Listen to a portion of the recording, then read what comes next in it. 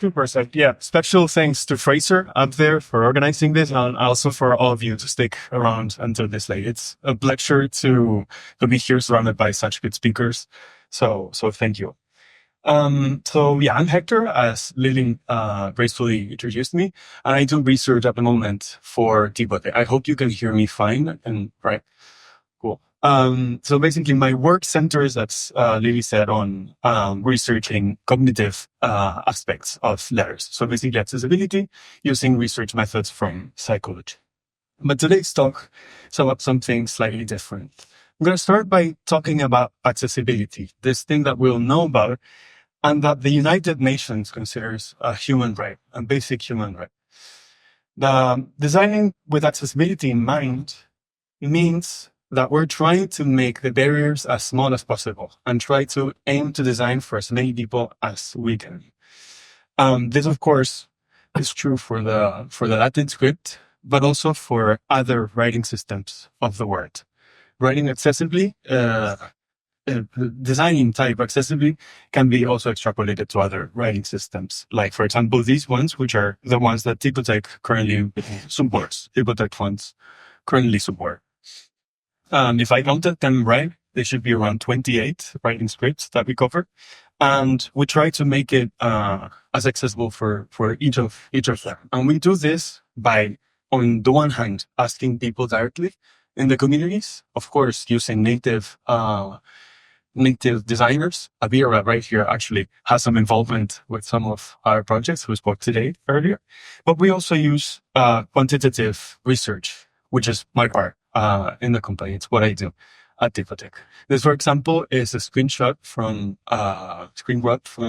some of the research we did for the South Asian scripts initiative that we launched last year. This is some data where we basically looked at the recognition, the preference, and the education of certain glyphs, very specific glyphs, and we mapped them against the background of the person, basically linking them to find correlations between them. This would mean, for example, we could use the age of the person to predict their preference for a certain letter form, or draw other conclusions like, okay, you recognize this because your mother tongue is this.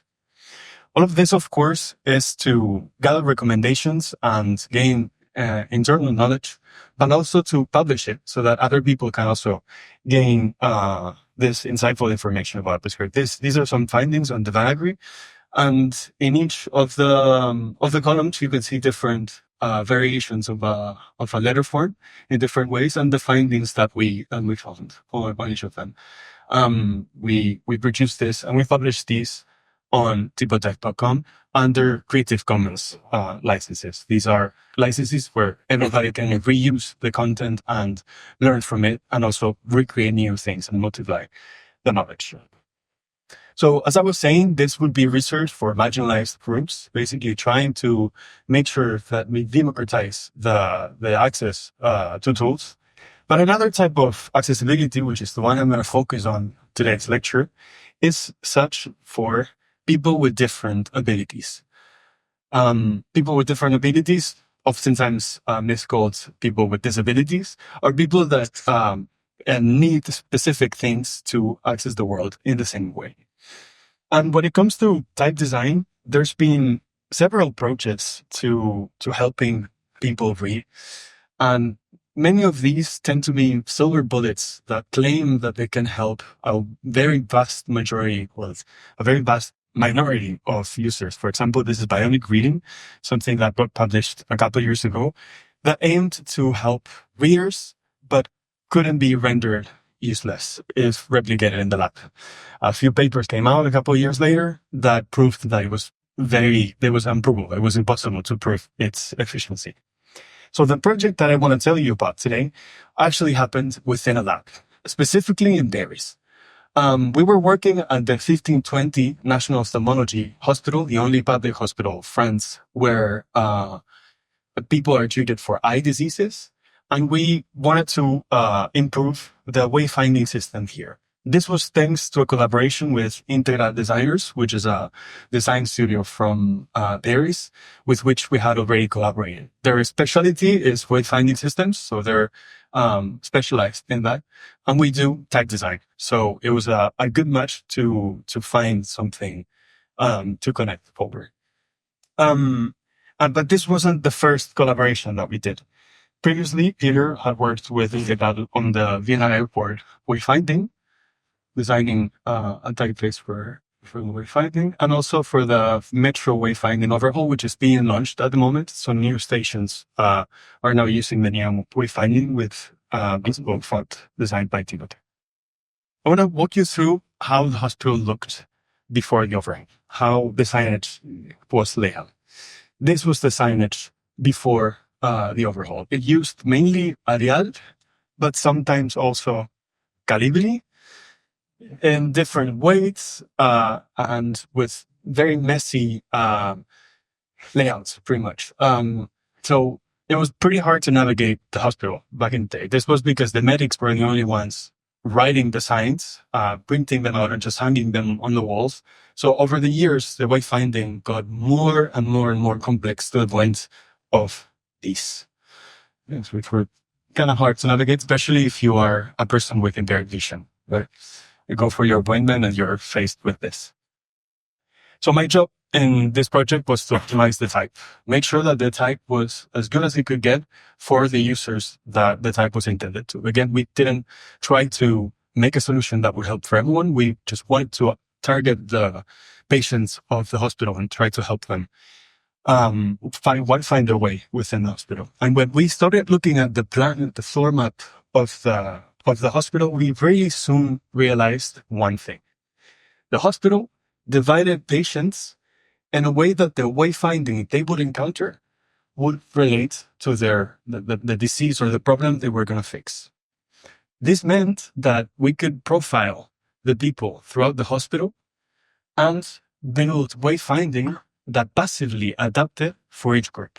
So, for example, if you have glaucoma, you have a different vision than a person that has, for example, keratoconus, right? And so you would navigate a different area from the hospital. So the idea was that we could tweak the typeface ever so slightly so that the type was optimal for the patients in each area. And during this review of how the hospital operated, we identified three main groups that were of interest, three main profiles of vision that we wanted to tailor the type for. These were people with peripheral vision loss, so tunnel vision, basically. The opposite of that, central vision loss, people that had a blob in the middle of their vision in which they couldn't see. And then people with extreme blurry vision, such that can't be fixed with an operation or with lenses or with glasses. Just very, very blurry vision. So we identified these three groups, and we also took a control to make sure that the font also works for people with regular vision. And then we moved on to doing some literature review. And something that we found repeated in quite a few papers was that there's not one thing that works for all. So tailoring did make sense. Tailoring the font for the specific needs of each group did make sense. And another thing that we found recurring in literature was the effect of character width. So that is a variable that highly affects the legibility of people with different vision profiles. For example, this paper, published in Ergonomics a couple of years ago, shows that people read better wider letters in the paraphobia. So basically in the periphery and right around the center of vision. Another paper also showed that, and again, increasing the letter width also improves the legibility of characters for people with low vision. This was also from the same year. So I'm going to walk you through the experimental design. How did we evaluate the font that we were designing, and how did we choose the different parameters, right? So before the thing that I'm going to explain now, we ran a pilot where we tested the parameters with 4 participants, but the main experiment had a sample size of 55. We used 55 people from the hospital, patients from the hospital of very different ages to basically assess the efficiency of each of the fonts. And the fonts that we were assessing were these 6. These were the 6 variations that we were studying. They went from a somewhat, well, not too wide, but a little bit spaced out fonts, which is the alternative A, to a very wide, very open font. They were adjusted in weight, and we basically set on these 6 variations. And the experimental design was the following. We would use a screen of 24 inches, and we would sit the participant 2.5 meters away from it. We measured the dimensions and the resolution of the screen so that the visual angle was a specific one that we were looking for, between 1 and 2 degrees. And then the person would sit there on a table with a controller. This was some sort of keyboard. This was how it looked in real life, which was connected to the computer that was being projected in the back. And this is how we tested the fonts. The person would sit there, and a string of random letters, 4 random letters, would start increasing in size very slowly. And the person had to press a key as soon as they could decipher the 4 letters. To make sure that they understood the letters, that they actually read them, we would ask them to report back which of the letters they saw among 3 similar looking options. And they repeated this, each participant repeated this 120 times. That is 20 times per style that we were evaluating.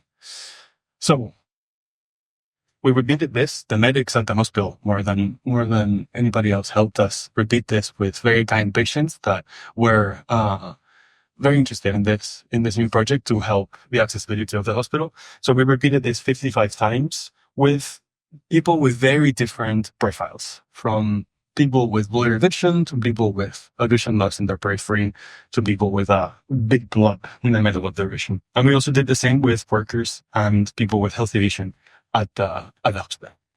And the results are the following. We found very significant results, which were very insightful. Here are some graphs showing how the different variations of the typeface that we were studying scored across the board. On the vertical axis, you can see the average reaction time in seconds for each of the variations of Z, which are set in the horizontal axis. So the lower the score, the faster it was read. Therefore, the better recognized it was in the distance. The paradigm that we were using was specifically interested in distance reading. So the faster the person would click on the spacebar, the better it was read. And here you can see 2 emoji signaling the best options for each of the 2 groups. These are central vision loss patients and people with peripheral vision loss. And if we run a statistical analysis, we find that the first 2 ones don't differ statistically, but the third does. So there's a plateau after the third in for central vision loss. And so there's a plateau also for peripheral vision loss patients. This means that during this, D, E, and F do not differ against C. So even though they look similar, if we analyze them statistically, they do not differ. And so we did for the other 2 groups that we were evaluating, and they preferred a slightly wider version of the typeface. So basically, to summarize, the findings showed that there's 2 different thresholds for 2 different groups that we could find. So one benefited from level 3, and then the other benefited from the level 4. And all of these findings, a very thorough report on these, very detailed, and also a very detailed analysis of this is available on the website. Sorry. And now I want to walk you through the typeface that we ended up designing, or one of the 2 typefaces that we ended up designing, which is extra wide, a very extra wide, very open typeface, which was designed for the hospital, as I was saying. Additionally to the typeface, we also designed a series of icons that were tested with French users as well, to make sure they were clear and easy to understand. And these are some of the applications that Integral built for the hospital. For instance, some beautiful signs that were prepared for the outside. And lastly, I want to show you how the new signage looks applied on the hospital. So this is the outside of the hospital. Here it is inside. Very clear, very simple. Also, signs so that the navigation is as simple and as easy as it can be. Very high contrast as well. And just a few things per time.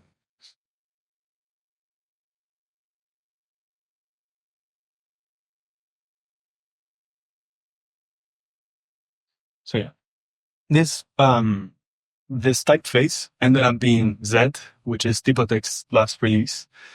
And that is a very, very, very big project. This is just a very small part of the research that we've been doing to launch with Z, and the research that still needs to be done to complete Z. Z is a very, very big project that not only is very complex in terms of styles, which has all of these. Here are not included the slanted and rounded axes, which are two more axes that are added, and that are can be seen on this specimen that I brought a couple of copies of. So if you want, I'll just have them here.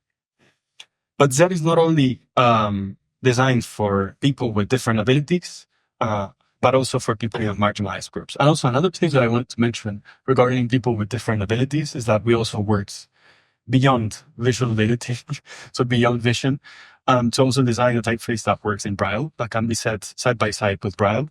We did some research on the spacing between the dots in a similar way to the hospital wayfinding. If we separate the dots ever so slightly, will that increase legibility? And we found that indeed it does. So text and display have different separations between dots. Again, the findings are available online, but also Z is aimed to being as inclusive as possible for people of different places of the world. So Latin already supports all of these languages. And we're working on other writing scripts, which we've actually been working on from the very beginning, from the very conception of the typeface, which is also something that's pretty novel, working not Latin first and then doing the other writing systems, but everything has been developed at the same time. These are some early sketches of the Denaggry, which were developed, again, as I was saying, at the same time as Latin. The Denaggry will be available soon, hopefully. And this is the intention, to get all of these writings, scripts ready. And this requires a lot of people. Big team working on this. Vera, I think, I'm not sure if she's here. No, I don't think she's here. And these are some of the textures of the different styles of the different writing systems of the typeface and how they will look.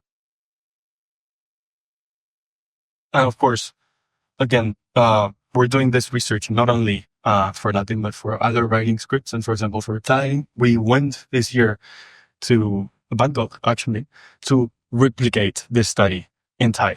So we did a different adjustment. We were studying a different adjustment, the presence of loops, the presence or absence of loops. But the design of the experiment, the research methods were the same. And we did another study with eye tracker, which was for paragraph reading, another performance test. And these findings will probably come out early next year. And they're related to the same project. This is the eye tracker and how the eye tracker sees the reading of text, right? So yeah, it's an ongoing project. We still have a lot to do. There's a lot of questions that are still in need of answers. So it's a very long process, but so is research at all times. And I just wanted to share one little obligation of the research that we do and I work on. So thank you very much.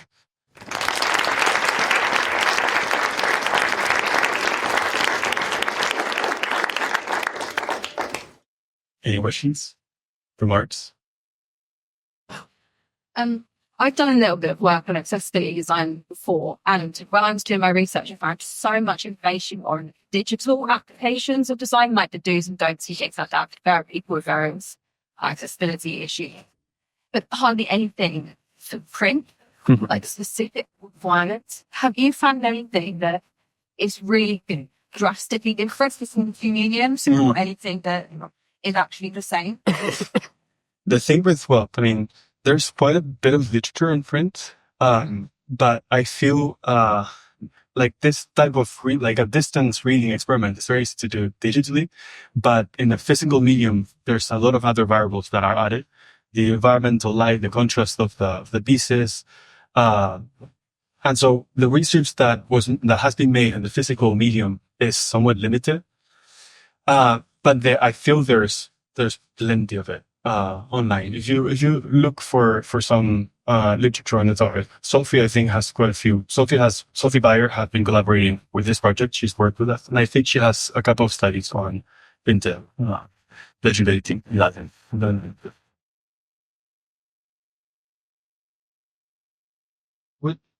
Do you think you can draw a general conclusion from that research that slightly wider, more open typefaces are just more legible in general, or do you think it's more specific to this typeface in this setting?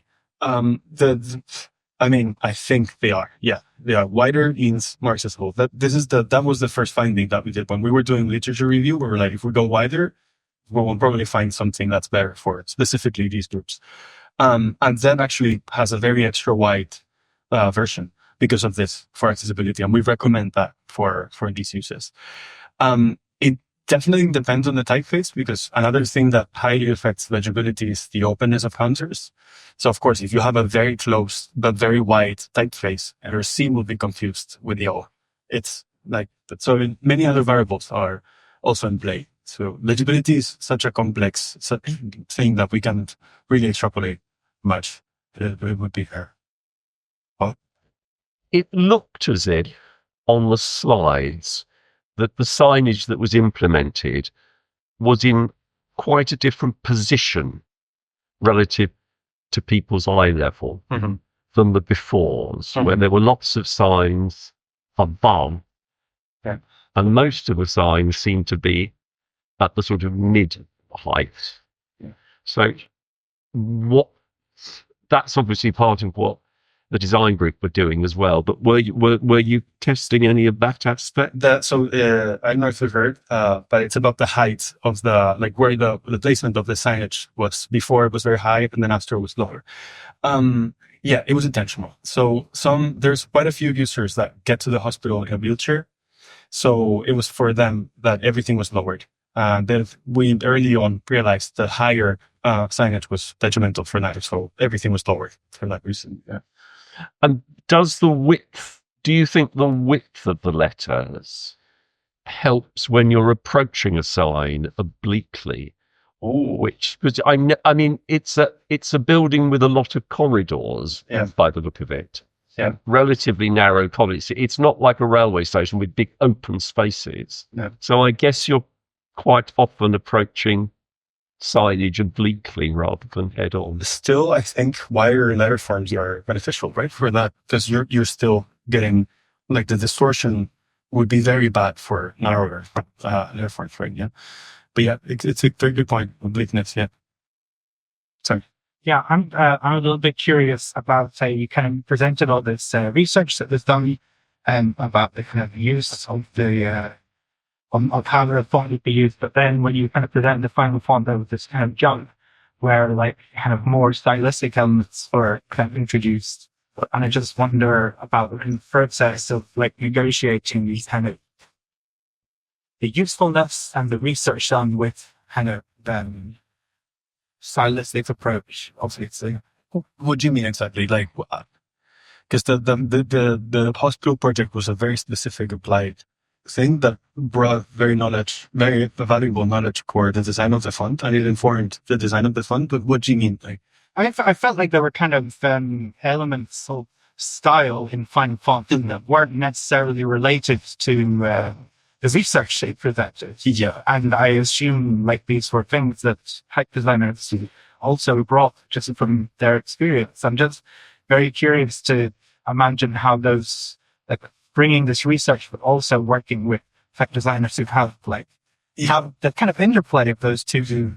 Yeah, Fraser earlier this morning, he mentioned the craftsman's knowledge. And I think that's something that we shouldn't, like, I'm not going to make decisions for the designer of the font.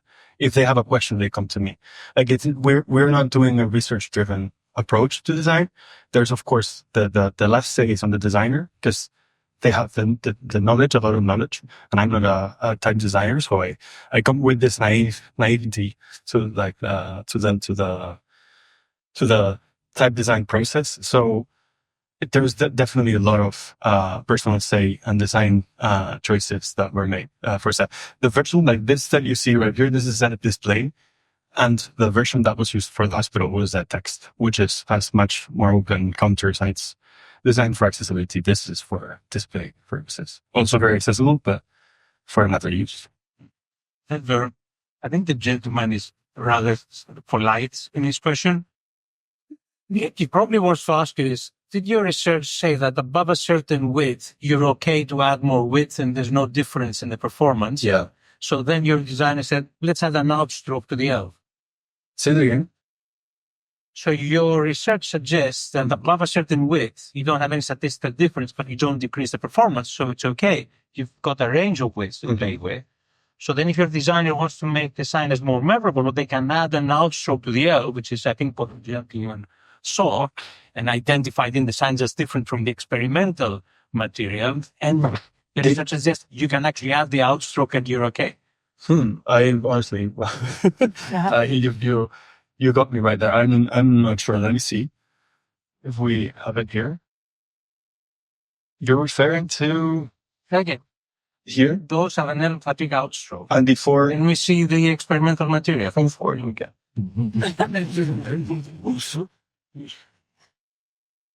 There's no L here. Yeah. Where's the L? But not if you show any designer these, they would not give you the other typeface. Oh, maybe then it's a choice of the word that I put here, but it's not. But it has an intro. So my guess is, and I don't know, I'm putting words in your mouth. I think the gentleman saw these in your cards, and he makes an extrapolation of what the style of the typeface on the sinus will end up looking like. And the other typeface has a much more conscious decision to open up the width. Look, to make a very it still has this end stroke. I'm not fully following. I feel like are we still talking about the L? I'm partly sort of pulling your chain. But it's interesting that what you identified with the little thumbs up in the card is actually narrower than this. I don't think so. I don't think so. This though was material that I created for the headers. So it was more of a stylistic choice for the presentation. Yeah, I'm curious. Look at the stuff that people were seeing when they were clicking buttons. Feels like This is, we have lots of, yeah, there you are. That age. Yeah. When we talk about that stuff. But yeah, and I think maybe this presentation doesn't do good justice to the study, and it's better to read the full paper. Fine. Since you're there, do you suggest then that the plateau gives quite a wide range of width to the designers then to exercise the judgment? Yeah, but we're doing wayfinding. You don't want a sign that goes from here to the wall. Like you have a constraint in the length of the signs, right? Yeah. The narrower the better, just space-wise. Full raised ratio of parallax. Say again? Full raised ratio of parallax. So then you look at it from the side. So Yeah, there's also an issue with consistency. We need to find something that can be applied everywhere and that works in every wall, right? That goes beyond the typographic and that goes onto the micro typography, the application of the typeface in the hospital, which was completely out of my scope.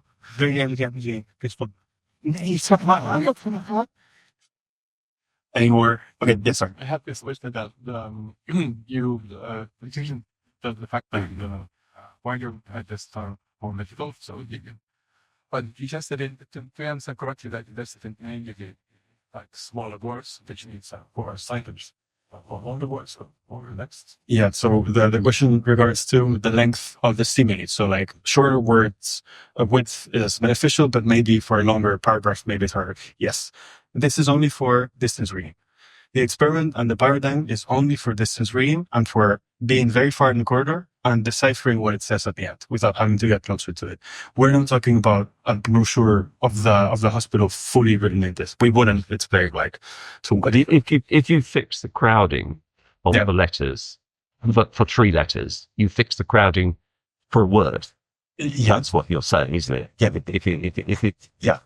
yeah, 3 The words. response to the symbols won't change your ability to read a longer word. It's what it's saying. Please say that. It's the end of the day. I'm a bit. So, yeah. All right. Any more, Fraser? Again, it's not really a question. It's maybe more of an observation of of, this is a great example of a foundry or an organization where a designer are doing their own testing and then making that public knowledge. And I see that as a really positive thing. It just reminds me, sometimes we as in our design studio, we get we're doing 2 signage jobs for exhibitions. We have one meeting one day. The client says, we've consulted our access consultant, and they say you need to reverse advertise. You say, okay. Whatever. The next day, we have a meeting with another client, and they say, we've had a meeting with our consultant, and you need to do it the other way around. So I suppose what I'm trying to say is, it's brilliant that you're doing your own research so you can build that into a kind of thing that people can buy into from designers that aren't able to put the crazy amount in research into it. This whole world of wayfinding and everything is very murky and depends on who you believe. And it's really, it's really an observation and murky is something. It's your Thank you. Yeah, definitely. I feel it was a miracle also to get everybody on the same page with this. Like the hospital had a research department that agreed with us. We agreed with their saying it. We had Sophie also like supervising everything. So it was miraculous that so many parties agreed on the research and on the decisions that we were making. Yeah. Obviously, the approach you have is very sort of data driven in the process. But how do you sort of control if this data driven process makes something that's quite ugly?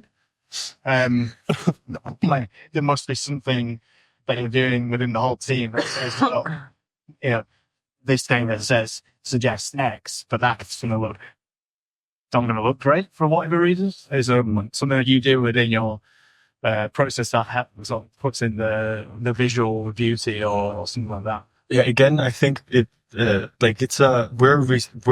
not research driven, like we're design driven, and then we apply research to solve specific questions. Like we wouldn't, only if we see that something doesn't work, but question it. But the craftsman's knowledge is very solid. Like an experienced type designer knows a lot about what works and what not. And many times there's the hypothesis. We're like somebody from the team will come with a hypothesis, and it beautifully replicates in the research. Like we expect that this works and this doesn't work, and it does. Like the data supports that.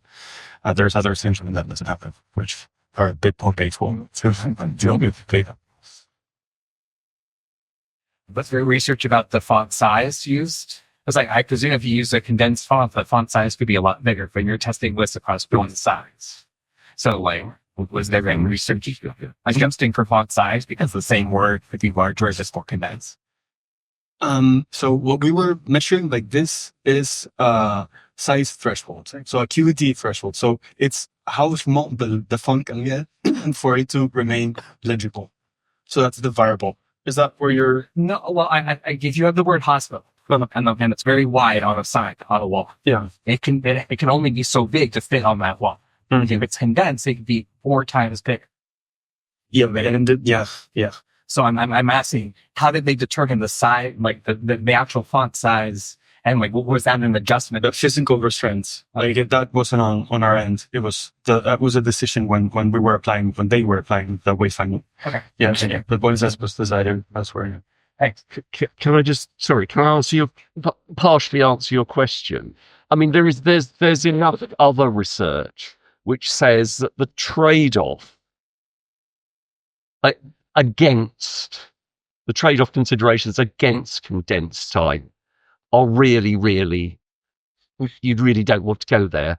The more you start condensing, the worse things get, even if you make it bigger. That was the Australian airport signage research. I think it was London. Oh, it was London. Yes, it was the Heathrow. It was the Heathrow airport sign. You lost 10, 20% of functionality. Yeah. And that was the idea. We can make it bigger and fit longer words in if we use a condensed type, but it was really counterproductive. Yeah.